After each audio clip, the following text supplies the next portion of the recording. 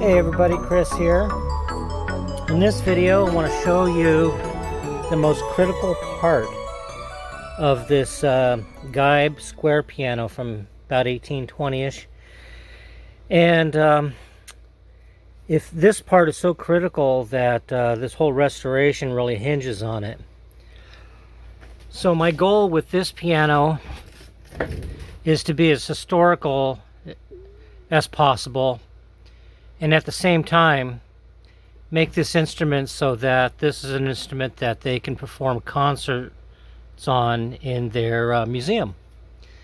So to make this reliable to play for a concert, this part is very critical. So the main part of this is this little material that is right there. It goes across that joint, and that is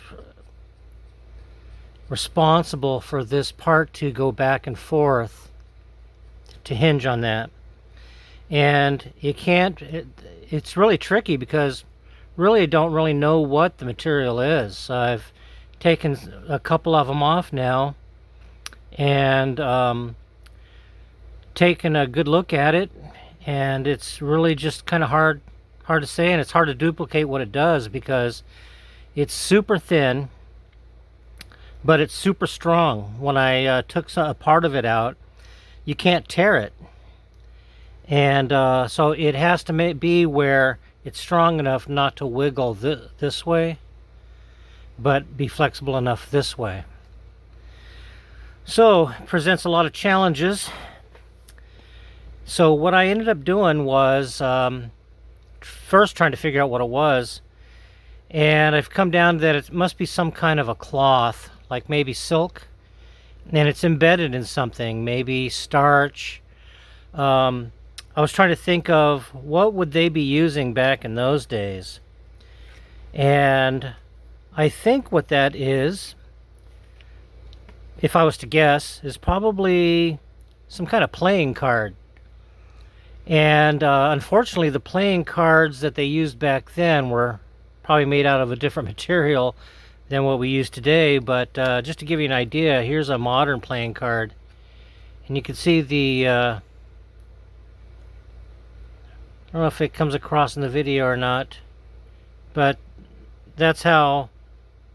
It's about the thickness of a playing card.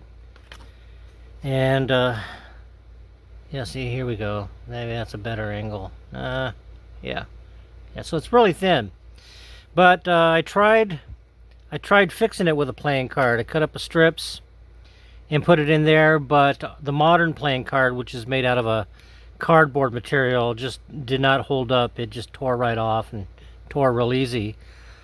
So then I'm left with trying to figure out what that was, and I gave up on that. That's just kind of impossible to figure out. So I had to come up with an alternative, and I was thinking, it'd be nice if there was plastic playing cards, or maybe even cloth-made playing cards, which I'm still thinking that's what maybe they used back in the day, was a cloth type of playing card. But what I ended up doing was making strips out of a yard sign.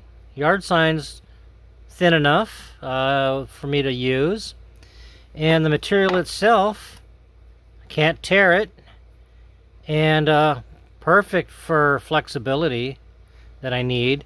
Actually, this moves so much. The reason this has been able to last for 200 years is that there's really no material fatigue going on here. It's not bending to create a crease. It's just adding a little support there so it don't move.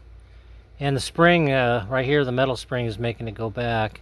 So really kind of a neat design. I mean, something that can last 200 years. It's pretty, you have to, kudos to that. It's pretty good design. But anyways, it presents some problems. So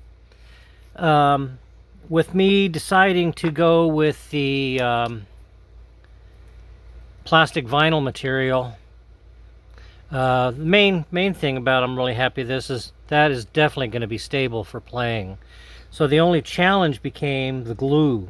So I had to try different glues, and ended up that using this Gorilla. It's waterproof. This contact adhesive, and pretty good stuff. I've already tried it and clamped it. I actually had trouble with clamping. This is what I ended up doing for clamping. Modifying 2 clothespins so I could get them on there and clamp it. So obviously here is the setup first. Then once I have that trimmed, then I get this part with it all cleaned out in there, and then that'll, once I put glue on both parts and it sits for a couple minutes, then I slide that on and line it up and then clamp it. And so far that's been working really well. Here's one that's all finished. I got the plastic in there, and you can see it's really working like it should. And hopefully that'll last another 200 years and hold up to the concerts that they'll be giving on this piano. And so there you go. This is the most critical part in this square, and I think I found a solution that will make this piano a reliable piano to play on.